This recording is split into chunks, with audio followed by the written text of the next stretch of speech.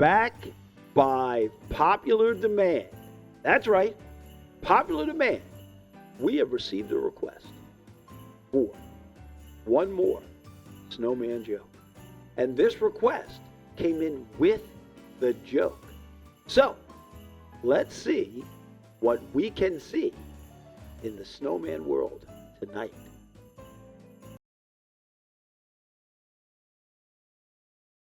Yeah. Let's be clear. That's an excellent snowman. Or snow woman in this particular case. All right. So with that out of the way, let's get on to the show. You know why it's going to be good? Because it's going to be brought to us by the elf. So let's get over to the mall and see what she's got going on. There she is. The hand goes into the bag, and the bag produces Crendain Blanco tequila, which is from Jalisco. I don't know if you're aware, and I'll make it real brief, but in Mexico, there are only a certain number of states that can produce agave alcohol and call it tequila, sort of like the Champagne region of France. I don't know the number off the top of my head. I think it's 6. It could be 5. And I definitely can't quote you the states. But I promise you, I'll work on it. Here we are, December 22nd. 22nd day. And it finds us with a Drink with Jeff rocks glass full of Crendain Blanco tequila from Jalisco, Mexico. We could be in worse places, trust me. So, as we have covered every time, the rules for evaluation are 4 categories: sniff, sip, gulp, swallow. Each category can get from 1 to 5 points, 1 being the lowest, 5 being the highest. And then we sum up those 4 categories to get a total score. And we then allow Lil Luke to step in with a little visual review of the process. With that being said, let's get right into the sniff.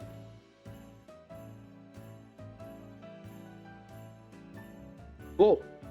And by full, I mean there's a lot of notes. There's a lot of flavors there. Yes, there's fruit. There's floral. There's a lot of flavors there. Let's have a sip.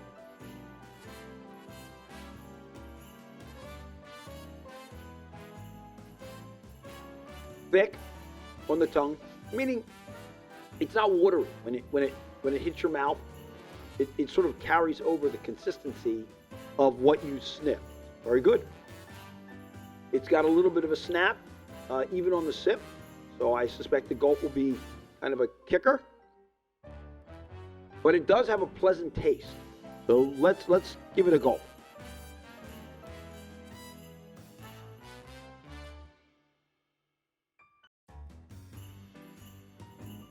Very good. Very distinctive.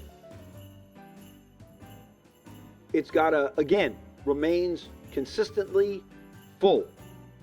All the flavors you had in the sniff carry over to the actual sip and gulp. There's no dramatic burn. Slow, consistent, pleasant. Let's finish this off and see where we are.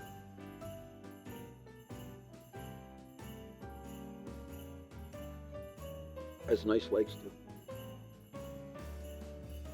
Yes.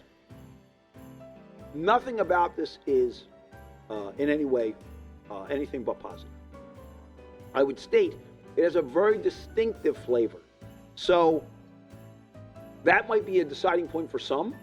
As you know, in last night's show, I didn't like the distinctive flavor of the Herradura.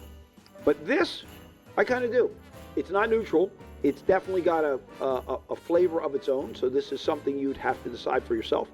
But you won't be disappointed in the way it approaches that flavor. How's that going to work out? Well, here's what we're going to do. We're going to give the sniff an actual 5.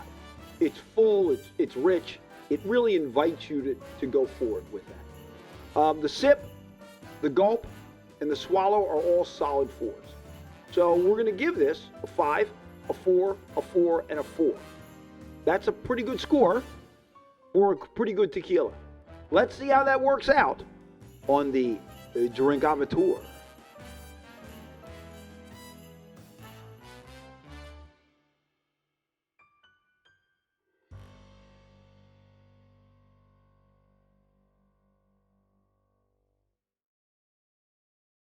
Okay, as you can see, Lil Luke gave that a demonstrative thumbs up. And why?